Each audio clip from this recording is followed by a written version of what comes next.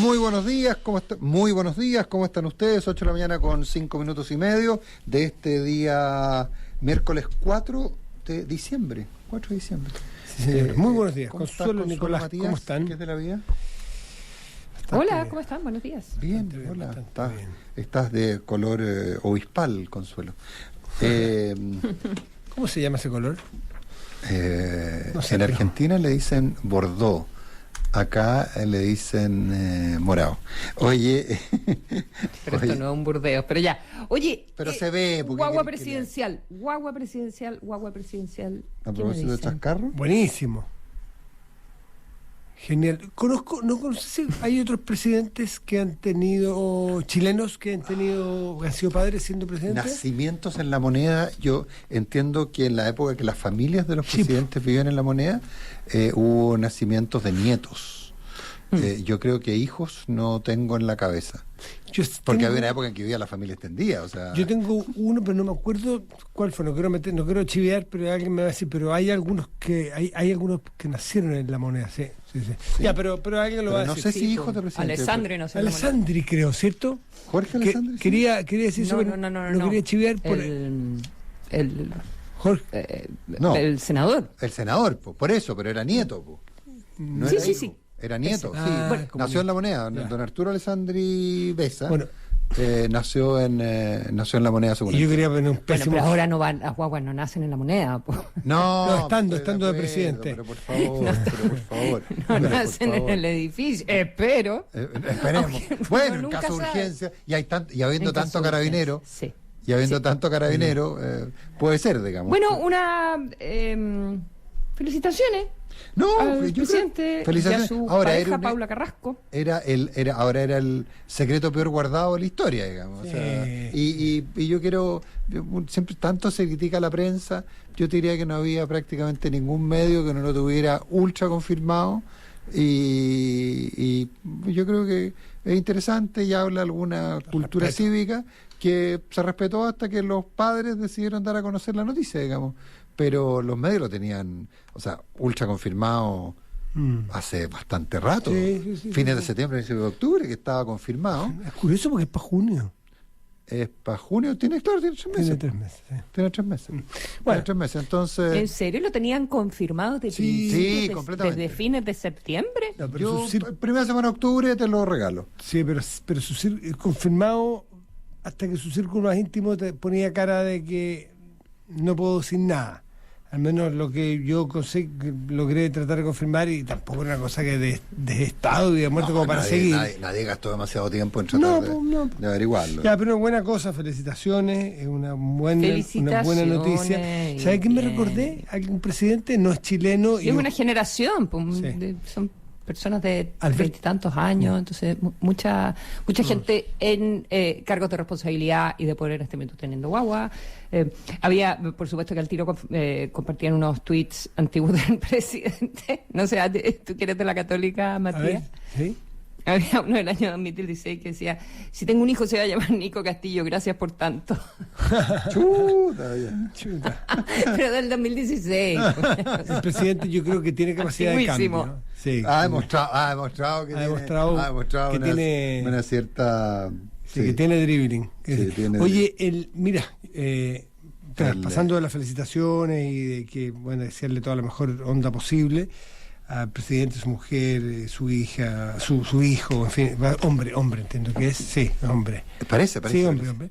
Y salir del presidente, por eso yo quiero hacer el punto aparte.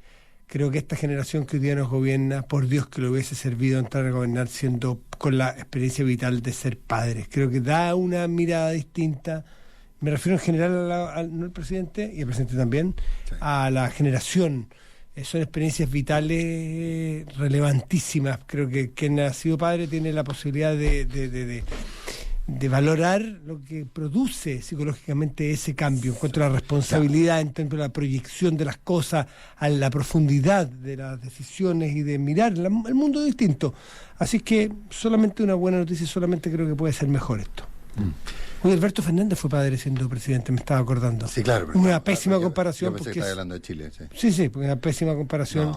Aragán como ese no se ha conocido, digamos. Y además le pegaba a la mujer en la casa de gobierno. Sí, estando embarazada. 8 de la mañana con 10 minutos. Oye, bueno, va a salir finalmente el Ministerio de Seguridad. Probablemente alcance a salir. Yo no tengo ninguna certeza al respecto, pero es probable que ocurra.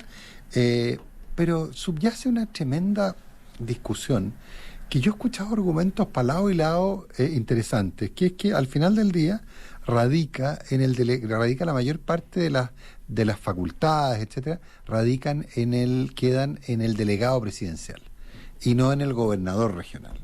Y los gobernadores reclaman, escuchamos más temprano a Rodrigo Mondaca, que sostenía que la mayor parte de los recursos los ponen los gobiernos regionales, etcétera, etcétera, que esto va a crear más burocracia, va a crear más centralización.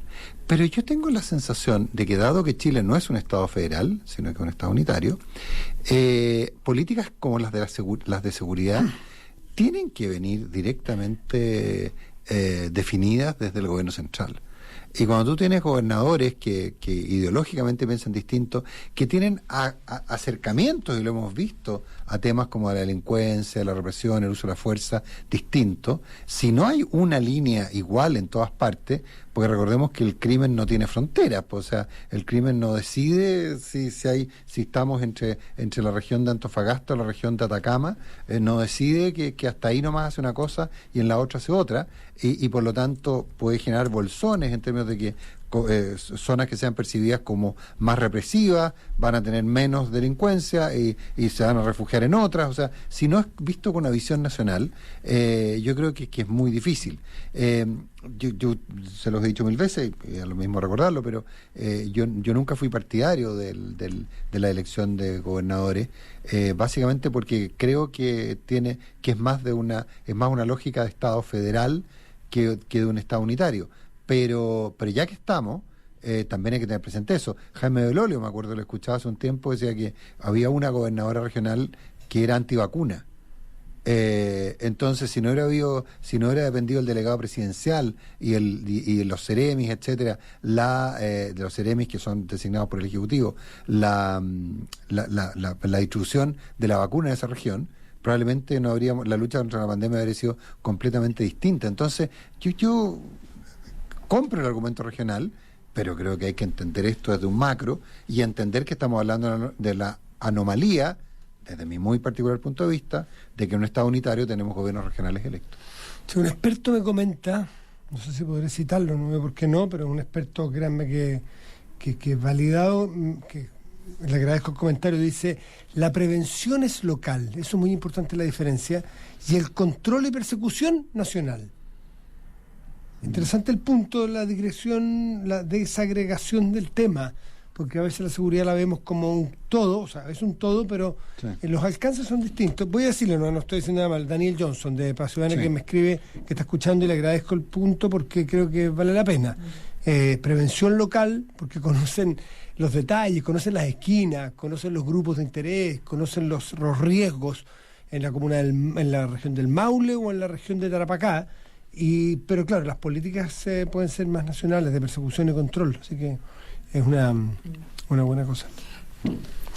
Sí, y esto es algo, muy de acuerdo con lo que ustedes están planteando, esto es algo que incluso parlamentarios regionalistas estaban de acuerdo sobre la necesidad de que haya una centralidad en el manejo de las policías. Y hay una conversación, y lo conversaba ayer con Calisto, que es de Aysén, ex DC, demócrata, a propósito de que él estaba en la comisión mixta, que estaba viendo este asunto, porque el informe de la comisión mixta es lo que se votó allá en el Senado, sí, y hoy se vota en la Cámara de Diputados. Y los gobernadores habían estado ayer en una reunión con la ministra del Interior, planteando este asunto. Orrego había sido también empujando mucho la necesidad de que hubiesen atribuciones respecto de la seguridad para los gobernadores, pero los gobernadores son un cargo político, entonces que ganan con una mayoría en la segunda vuelta de +1. Entonces imagínate que tengan atribuciones respecto de la seguridad, que puedan dar órdenes a las policías. El riesgo que eso significa, independiente de que obviamente tiene que haber un enfoque regional respecto de las necesidades de locales, porque la realidad de la delincuencia y del crimen organizado y de los desafíos en esa materia son diferentes en cada región. Lo que no quita que obviamente no se está cumpliendo, porque la ley de gobernadores siempre está a medio camino, y es una conversación totalmente a medio camino. Hay un compromiso, claro, sobre bajarle el guataje, disminuir las atribuciones, ir como desapareciendo, haciendo un fade out de los delegados, y resulta que ahora se fortalecen porque van a ser los que supervisan a los seremis, ¿ya? El Ministerio del Interior, yo estaba revisando, es interesante el sistema de los seremis hoy en día, que son como los gabinetes locales, los representantes de cada ministerio en regiones. No todos los ministerios pueden, o si quieren no todos. Hacienda, ponte tú, no tiene. Interior no tiene, porque ese rol finalmente lo cumple el delegado. Y ahora que se crea este nuevo ministerio y va a haber seremis de seguridad en cada región, el delegado presidencial o delegada, la delegación presidencial, exintendentes, van a ser los supervisores de esos seremis del interior. Ya, seremis de seguridad. De seguridad, sí. Esa es la estructura, entonces obviamente sale como más fortalecido y a ver de qué manera, porque el Consejo Asesor de Regionalización también estaba enojado con esto, porque como que se fortalecían los delegados, pero... Claro, pero en este rato... Pero es la ley que tenemos, entonces tampoco podemos y en este rato hacer regionalización tomando riesgos, creo En este rato me han escrito dos personas, dos auditores, bien fieles ambos. ¿Qué cuentan? Que participaron desde distintas perspectivas en todo el proceso legislativo. Y me dicen que el tema de seguridad nunca se pasó por la cabeza de quienes legislaron la creación de los gobiernos regionales, que quedara en manos de los gobiernos regionales. Que nunca se les pasó por la cabeza, o sea, me dicen, eso siempre estuvo... Ellos quieren poder coordinar, tener más atribuciones, sí, pero ¿qué significa exactamente coordinar? Coordinar, o sea, significa, claro, y ese es el punto, la capacidad de levantar el teléfono, que ojo, hoy día existe, pero es distinto la capacidad de levantar el teléfono pidiendo algo que ordenando algo. Insisto, mientras seamos unitarios, perdón por insistir en el tema, seguimos siendo un Estado unitario. Mientras sigamos siendo un Estado unitario, ni los parlamentos regionales, como los CORE, ni los gobernadores regionales van a poder tener demasiadas atribuciones, porque vamos a empezar a encontrarnos con una cantidad de conflictos. ¿Te acuerdas del tema del endeudamiento regional que se planteó en la discusión de la nueva Constitución, la capacidad de los gobiernos de tomar deuda? Eso no existe, pero imagínate el descontrol que podría llegar a ser eso. Si es que... Claro, eso, o sea, si queremos hacer eso, es otra conversación. Total. Eso es otra conversación. Oye, y lo otro que es también interesante en esta conversación y también dificultó un poco la discusión sobre el Ministerio de Seguridad, que punto para la ministra Toá en medio de tanto problema que ha tenido el gobierno, que está pero a nada de lograr sacar esta reforma tan relevante, es el rol político, y que ella ha subrayado harto, que en el fondo vuelve a su ethos de primus inter pares, un poquitito de gestión política, el ministerio que ella encabeza. Eso, la política, creo que tiene dos bajadas que hacerle. La primera, desde el nuevo Ministerio de Seguridad, ojo con separar como si fuese, no decir agua y el aceite porque se llevan mal, pero como dos cosas completamente distintas, las decisiones de seguridad y las decisiones políticas. ¿Cuántas decisiones de seguridad acaso no son tremendamente políticas? Básicamente por los efectos... Diría que casi todas. Todas, básicamente por los efectos que tiene. Voy a poner un caso así cualquiera que se me viene en la cabeza, y me perdonan lo simple. Un desalojo. El ingreso a un lugar donde vive un grupo y tiene efectos desalojar en un grupo donde hay más población, y eventualmente se pueda producir un desorden, una persona muerta, una cosa grave, compleja, difícil de seguridad, desactivar un grupo, qué sé yo. ¿Eso acaso no tiene efectos políticos? Cuando tú tienes, por ejemplo, voy a ir a un caso concreto, cuando había que copar la Plaza Italia, sí, la Plaza Baquedano, ¿era por seguridad? O sea, a ver, disculpen, sí, lo era. ¿No tenía efectos políticos? Todos. Entonces, ponerlos como si fuesen dos materias separadas, a mí me parece un error, una exageración. Eso por una parte. Perdón, Nico, quería comentar algo. No, es que te quería agregar algo, pero a lo mismo, ¿tú te imaginas que en plena época del estallido y los meses posteriores se hubiera organizado un operativo antidrogas en Plaza Baqueán? Porque si alguien dice, Consuelo, esto es eminentemente técnico, sí, pero técnico con tremendos alcances políticos. Voy a poner un caso de medidas técnicas que no tienen necesariamente alcances políticos, medidas que tienen que ver con el Ministerio de Agricultura y el fomento de la plantación de pino radiata o de bosque nativo. ¿Ok? Eso es hipertécnico, manejo de los bosques o incentivos para las plantaciones. Eso es técnico, eso pasa por, por los organismos técnicos. ¿Tiene elementos políticos? Claro, a largo plazo todo lo tiene, pero no es directamente político. En cambio, esto es hipertécnico, el manejo de la seguridad, con alcances inmediatos muchas veces en lo político. Por eso me choca un poquitito esta separación, como diciendo, por fin están separados estos dos temas que nunca debieron haberse mezclado. No me parece. Pero no me parece a mí.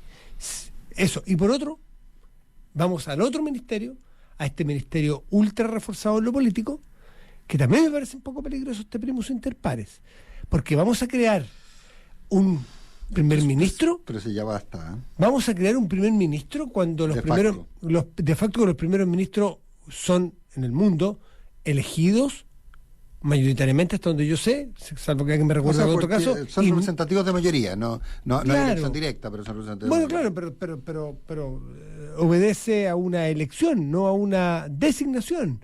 Eso por una parte me parece un poquito complejo. Y además, porque entonces va a venir un rebaraje del poder dentro de los gobiernos. Es demasiado desequilibrado si le toca al partido 1 dentro de una coalición. Entonces hay que compensar al partido 2 y al partido 3 con 4 ministerios porque a usted le tocó Interior, que es el más poderoso. No sé. Esa figura esa figura me parece se da, pero no se da tanto como ahora, porque como dice la Consuelo, que no va a poner primus inter pares al ministro del Interior. Pero ¿y qué eran los Panzer? Ahí tenías un... Pero Kraus y que eran que era Insulza, que era Kraus, que fue en una condición distinta a Edgardo Bene en su momento.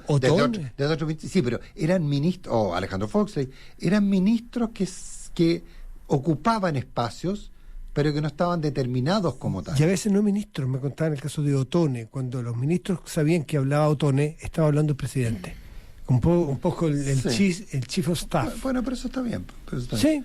¿Consuelo? Sí, no sé. Debo admitir que no he visto cómo está exactamente la definición del Ministerio del Interior. Es que es rara, Consuelo. Yo lo estuve mirando. Es bien enredada, porque efectivamente, como dice Matías, subyace esta cosa que se convierte en una especie de chief of staff o primus inter pares. No sé, es que el proceso legislativo es difícil, pero lo que uno ve es raro. Y la tercera derivada es creer que porque uno tiene un ministerio se va a solucionar un problema. No, bueno. Y la cuarta es la cantidad de vamos a crear otra entidad. Matías, es que uno tiene que ser, si no estoy diciendo que sea malo, está poniendo las dudas. Pero todos los expertos dicen, no, obviamente que no solucionan los problemas, pero no hay quien que estudie este asunto no diga que es bueno tener una categoría de ministerio para algo que ha crecido. Para estos temas, porque para no confundir el manejo político, claro. O sea, obviamente que y los que se aprovechen políticamente van a decir, vieron cómo no sirvió para nada.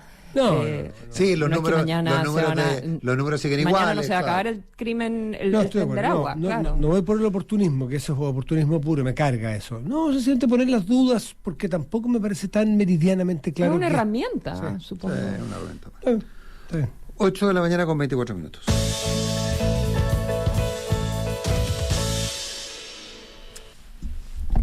¿Teníamos un problema de diseño en la Fiscalía? ¿Y ahora lo vamos a resolver? Como decía un amigo mío, ¿Cómo de diseño? No sé, porque dicen que ahora que aparentemente parece que Schurman y compañía tenían razón, que sí se podía llegar a las causas, pero aunque fueran reservadas, entonces... Claro, es que hay dos asuntos de Fiscalía que podemos comentar hoy. Uno, sí, había como una laguna. Un loophole. Un loophole. Explíquense. Que permitía si era una falla en el sistema o por qué esto a propósito de qué manera se detectó la causa en contra del presidente. Ya de qué abogados podían acceder o no, si era posible conseguirse el número de la causa o no, cuando había una investigación reservada. Claro. Lo que era un poco raro porque se supone que cuando la investigación es reservada tú no le quieres dar la pista a la persona que está siendo investigada. Al investigado, claro. Salvo que sea el presidente, no sé. Eso es un asunto, ¿ya? Sí. Que sigue en discusión y los que afirman que eso se podía hacer dicen que ahora ya no se puede hacer porque si uno lo hace aparece como bloqueado o error del sistema o lo que sea. Claro, había un loophole.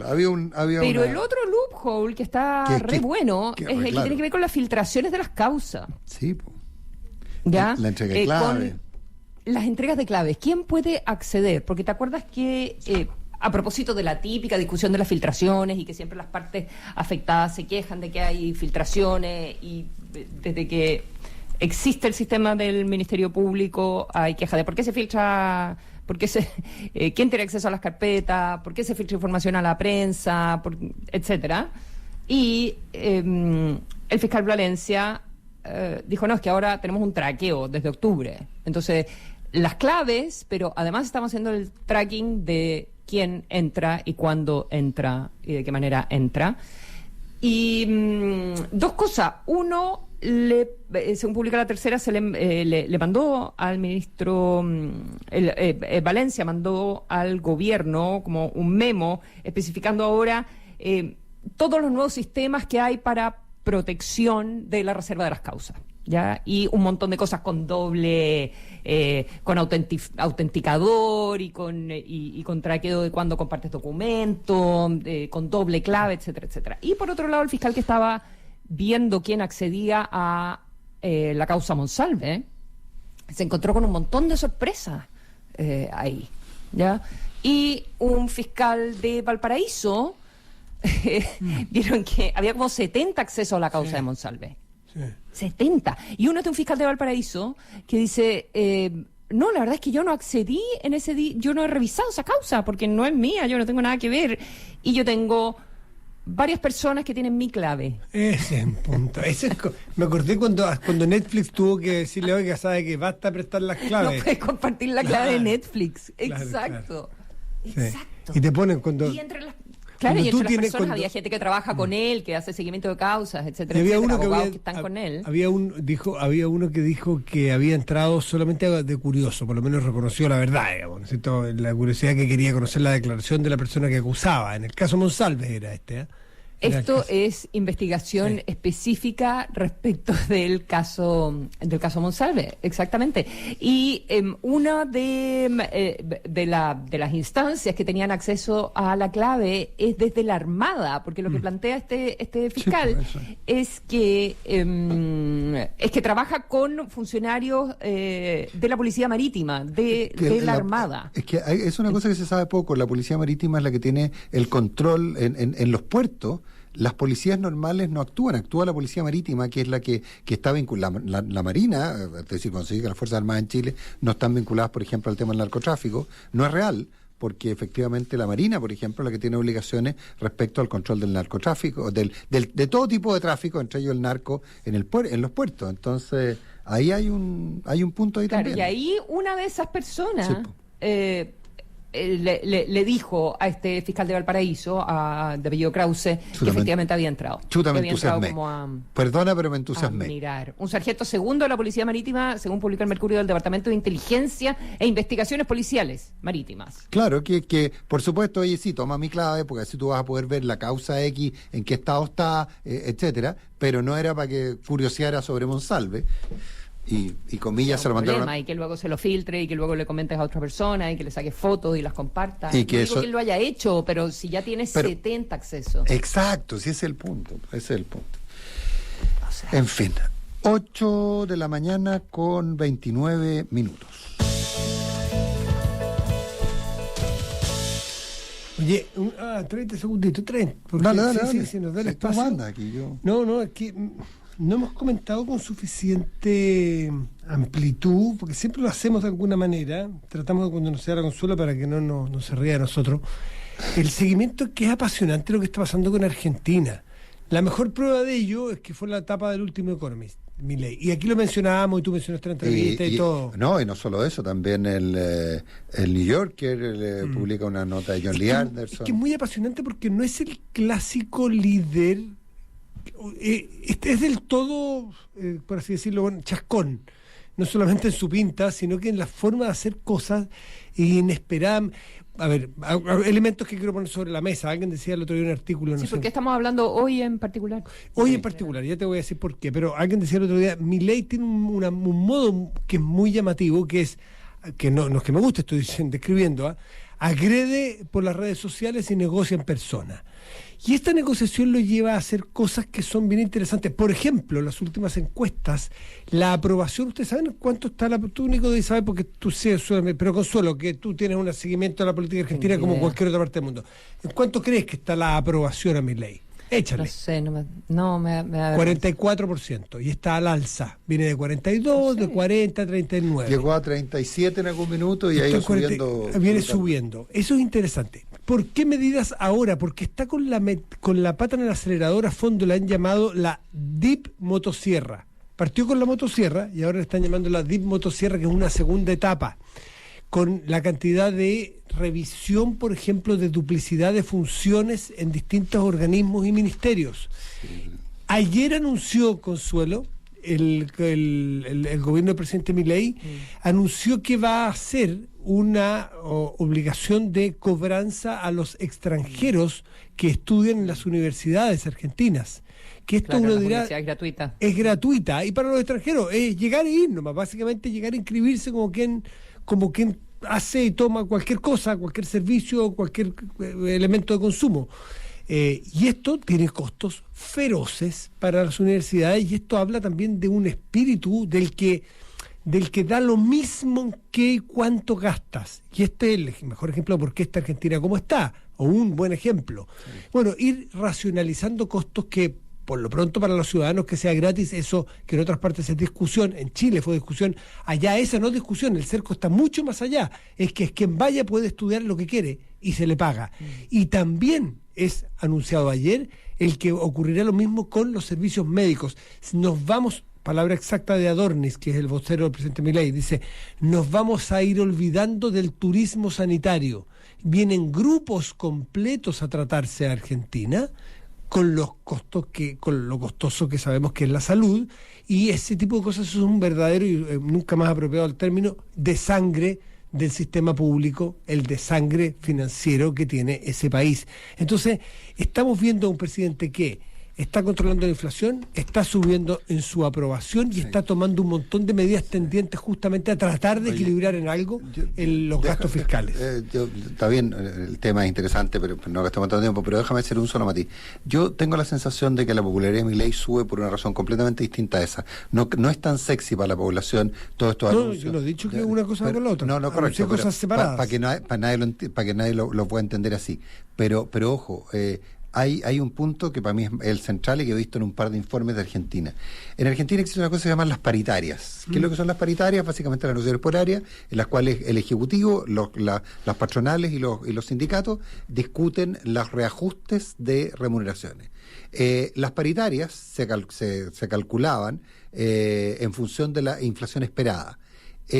Muchas de las paritarias del último tiempo se calcularon pensando en metas muy optimistas de inflación, pero que resultaron ser pesimistas al final del día, y por lo tanto los ingresos, los sueldos, las remuneraciones están creciendo más que la inflación. Entonces está generando en quienes tienen trabajo un gap en términos que están ganando más y, comillas, debiendo gastar un poco menos. Estamos hablando de inflaciones del 4% mensual, lo que nosotros tenemos en un año, ellos lo tienen en un mes. Pero igual, esa sensación está ayudando a que la gente sienta un cierto alivio, y lo que me dicen los que hacen estudios bien profundos en el tema es que lo que ocurre es que esa sensación de bienestar es lo que está llevando al aumento de popularidad, y que lo otro sí puede ser accesorio, pero que el que piense que es por eso la popularidad y por lo tanto aumentar ese tipo de cosas puede estarse equivocando, porque tú cuando cortas grasa en algún minuto cortas músculo, y el punto está en que el susto del músculo es muy grande. No creo que nadie en su sano juicio crea que porque corta gasto fiscal, aunque sean gastos excesivos, necesariamente te lleva a ser un presidente más aceptado. Es aceptado porque la gente percibe que está mejor su calidad de vida y tiene mejores expectativas. Las cifras que mostró el otro día, que probablemente tú las viste, Carlos Pañi, en su programa del lunes, de un par de encuestadores, no solamente habla de la aprobación clásica de un presidente o el rechazo clásico de un presidente, habla y hacía unos cruces de líneas rojas, verdes y azules respecto de los ingresos el último tiempo. ¿A cuántos argentinos les está alcanzando el ingreso para llegar a fin de mes? ¿A cuántos ni siquiera para fin de mes? ¿Y a cuántos les está quedando un excedente para incluso ahorrar? Y ese grupo está creciendo el último tiempo. Entonces, eso sí que uno puede suponer que directamente lleva a la aprobación de un mandatario. Interesante, porque es un presidente que no cae simpático del todo en cuanto a recortar plata, porque los presidentes o los políticos en general del mundo son los tipos que abren la billetera. En primer orden, aparecen como simpáticos, como buena onda y como generosos. Exactamente. 8 de la mañana con 36 minutos. Sí. Abrir una cuenta más que te llena de beneficios, haz tu vida más libre, tu vida más consorcio. Solicítala 100% online en consorcio.cl y gana plata con tu saldo de cuenta. Universidad Andrés Bello abre sus postulaciones al Diploma de Habilidades Laborales, programa diseñado para facilitar la inserción laboral de jóvenes con discapacidad intelectual. Más información en unap.cl. Primero lo primero, proporcionar los metales que te importan para la transición energética. Es la prioridad de TecTec. En el mundo de la minería, el mundo debe estar primero. Y yo te cuento que prepárate para viajar a tu destino de fin de año con los cupones de descuento inimitables en el Black de Mita Rent a Car. Una oportunidad única con hasta un 35% de descuento en arrendos de auto hasta hoy 4 de diciembre. Más información en mita.cl. Y llega a Chile Prudential AGF en alianza con AFP Habitat para que ahora tengas más alternativas de ahorro voluntario para tu pensión con Prudential AGF. Conoce más de esta alianza en prudentialagf.cl. Pues. Y con Talana, el software de gestión de personas simplifica procesos de pago, asistencia y más. Gracias a Talana puedes tener más tiempo para dedicarlo a la toma de decisiones estratégicas. Entra a talana.com y simplifica la gestión de personas. Aumenta tu recaudación, reduce costos y mejora la experiencia de pago con Toku, la plataforma de pagos a tu medida. Conoce más en trytoku.com.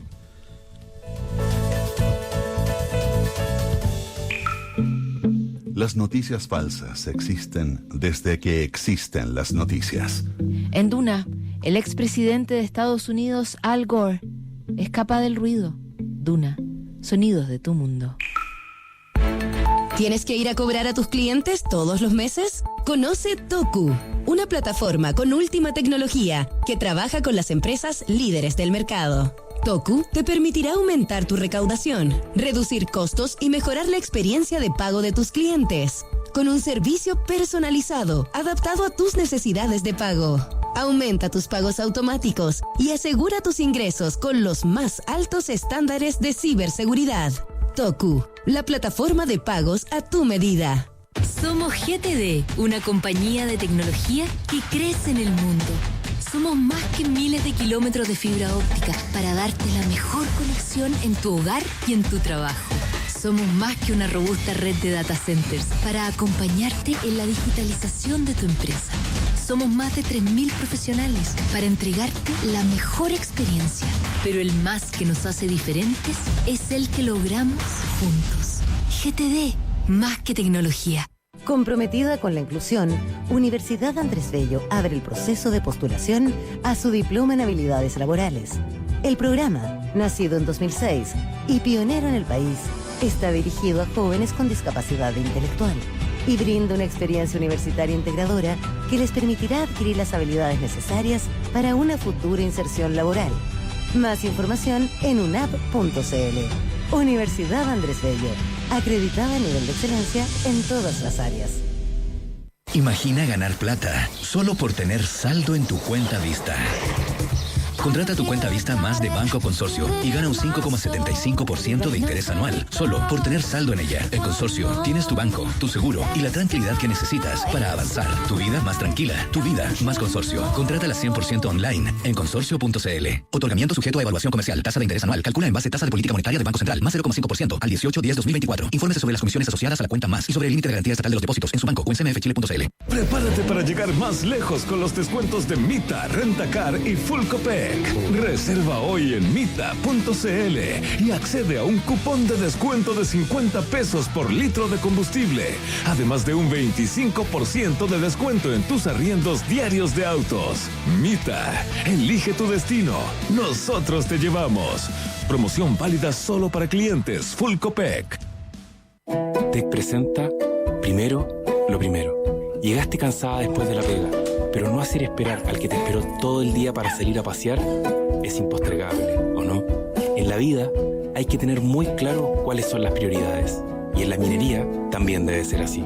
Proporcionar los metales que importan para la transición energética es nuestra prioridad. Conoce nuestro compromiso en tec.com/Chile. TEC. En el mundo de la minería, el mundo debe estar primero.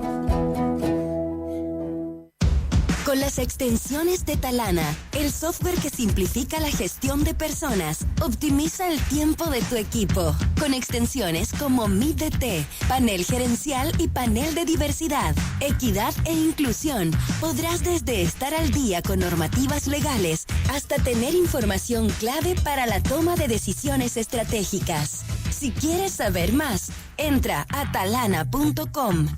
Talana, tecnología humana. Llega a Chile Prudential AGF, expertos en inversiones, respaldados por Prudential Financial, en alianza con AFP Habitat, para que ahora, además de las alternativas de ahorro voluntario para tu pensión de AFP Habitat, puedas invertir en fondos mutuos, instrumentos internacionales y APB con Prudential AGF, AFP Habitat y Prudential AGF, una alianza que te acompaña en el camino a la cima. Conoce más de esta alianza en prudentialagf.cl. Infórmese de las características esenciales de la inversión en los fondos mutuos de Prudential AGF, las que se encuentran contenidas en su reglamento interno y contrato de suscripción de cuotas.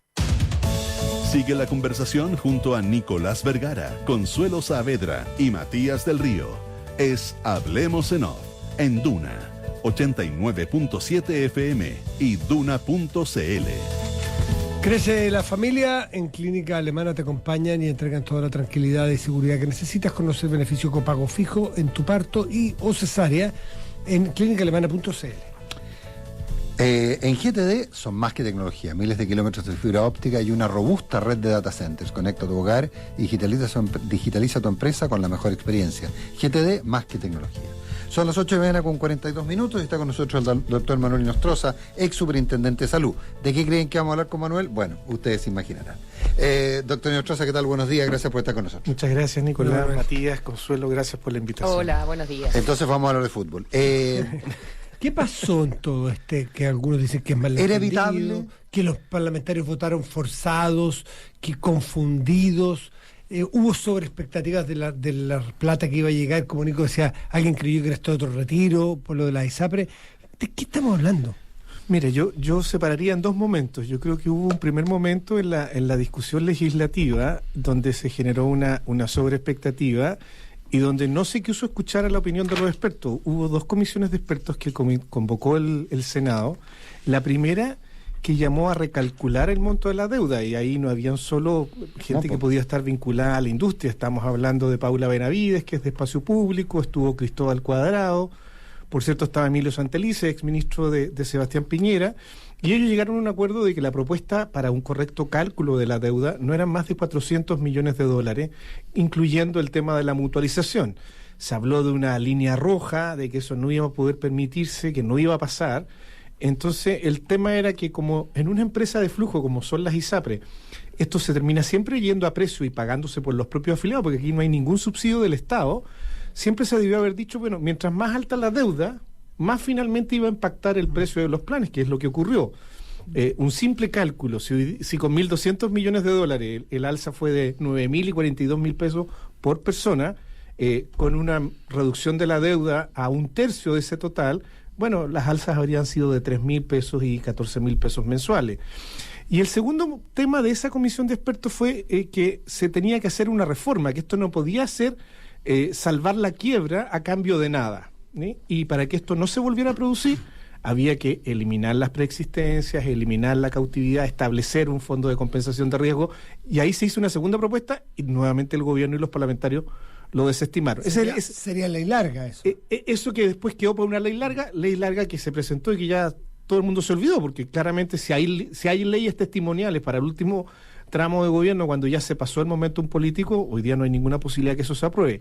Y el segundo momento, diría yo, esto tiene que ver con algo más operacional, le corresponde a la superintendencia y al Consejo Consultivo y, por cierto, también a las propias ISAPRE. Porque aprobado el marco legal, bueno, después había haber que hecho escenarios de simulación, decir, bueno, ¿a cuánta plata? Porque los promedios, ya sabemos la tiranía de los promedios, ¿no es cierto? El súper dice 1.600.000 pesos promedio, pero hay gente que le deben 10.000 pesos, 5.000 pesos. Entonces, haber puesto el escenario, cuánta gente tiene bajos montos y cómo le vamos a aplicar el mismo criterio al que le vamos a devolver 20 millones de pesos, sin duda que eso generó finalmente molestia e indignación, y yo creo que eso no se previó en la parte más operativa y de aplicación de la ley. Pero eso, Manuel, en términos de los plazos máximos permitidos por la ley, los montos y lo que eso implicaba en términos de los montos, y eso también según la edad del afiliado, tú que has seguido esto, qué sé yo, con detalle, ¿la ley permitía a la superintendencia hacer esas diferencias por ISAPRE o quedó general para todo el mundo? No, la ley estableció a nivel del marco legal, primero 3 plazos, como tú muy bien señalas. A los mayores de 80 años se les va a pagar solo en 24 cuotas, digamos 2 años. Luego a los que tenían entre 65 y 80 años, independientemente de cuál ISAPRE estuvieran, se les iba a pagar en 5 años. Y a los menores de 65 se les iba a pagar en 13 años. Eso es lo que establece la ley.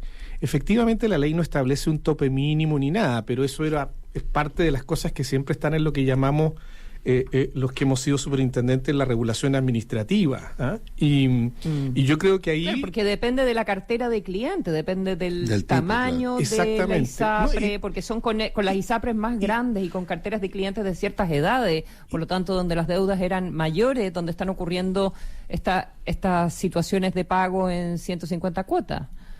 Exactamente. O sea, lo que pasa es que a todos los mayores de 80 años se les paga en 24 cuotas, independientemente del ISAPRE. Rápido.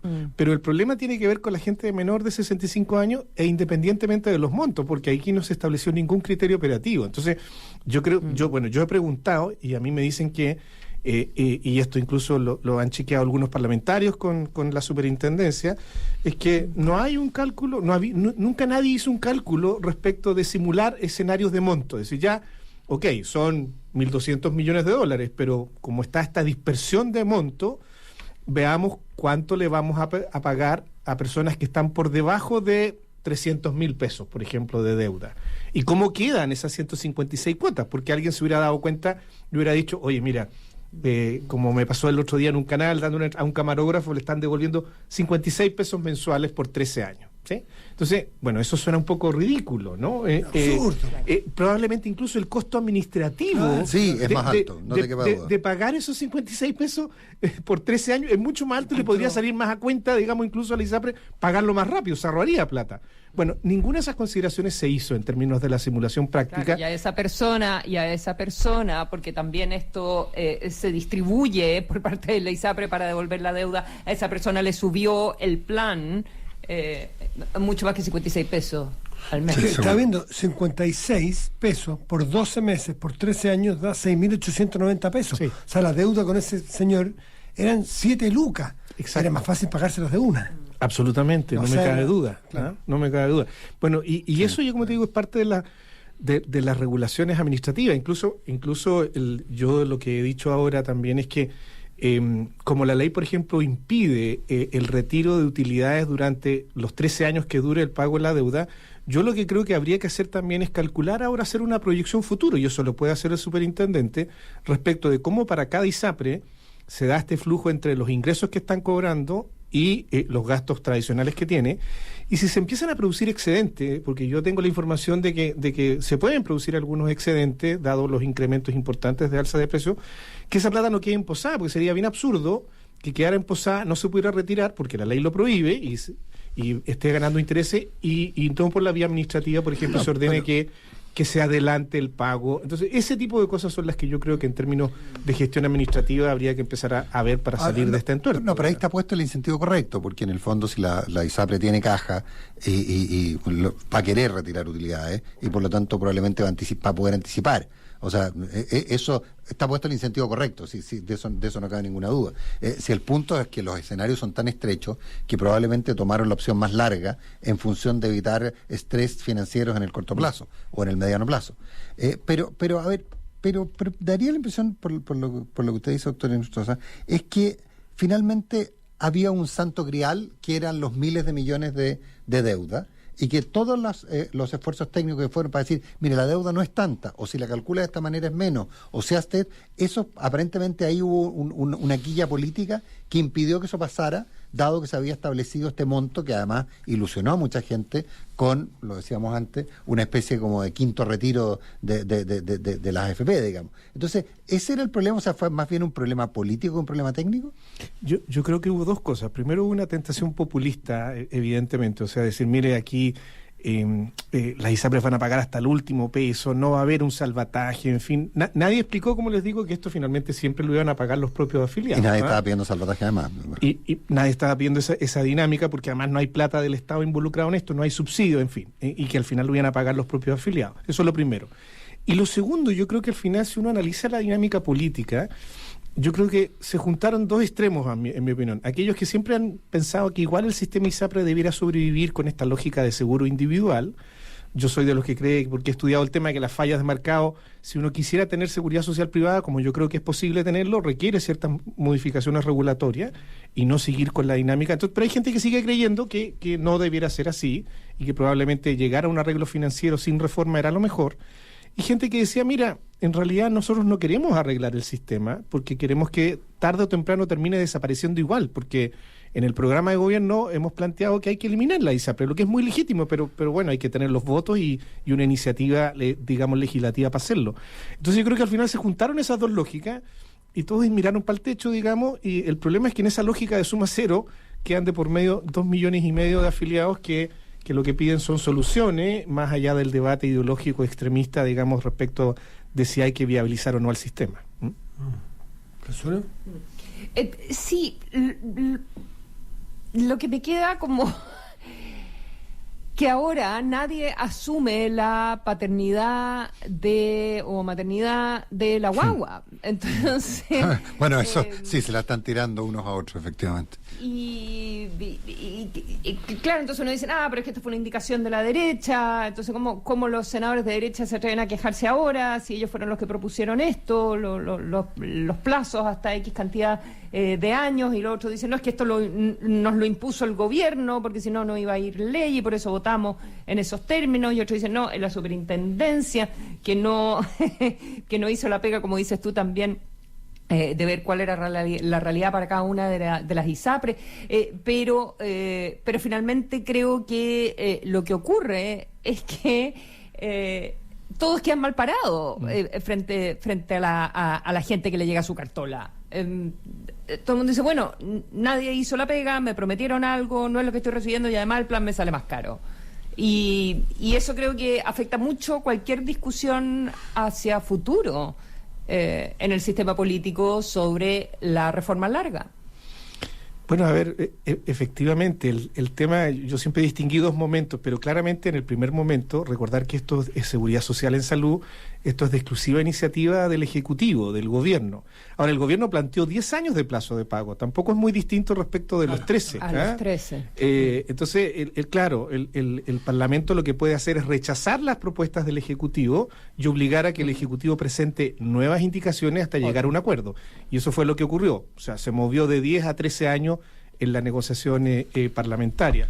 Pero ambos son responsables, o sea, y luego está en este segundo momento la operativa del proyecto y de la iniciativa, y por cierto de la ISAPRES, que alguien porque tú puedes haber visto esto como sensibilidad. Además, el superintendente fue diputado, entonces sensibilidad política tiene para estos temas, y yo creo que lamentablemente no se hizo ese trabajo recién se está haciendo ahora, ante la consulta de los propios parlamentarios. Entiendo que hoy día en la mañana tiene que ir a presentarse a la comisión, y lo que le están pidiendo es esta simulación de escenario. Bueno, ¿cuánta plata debe? Menos de 100.000 pesos, ¿cuánta plata debe?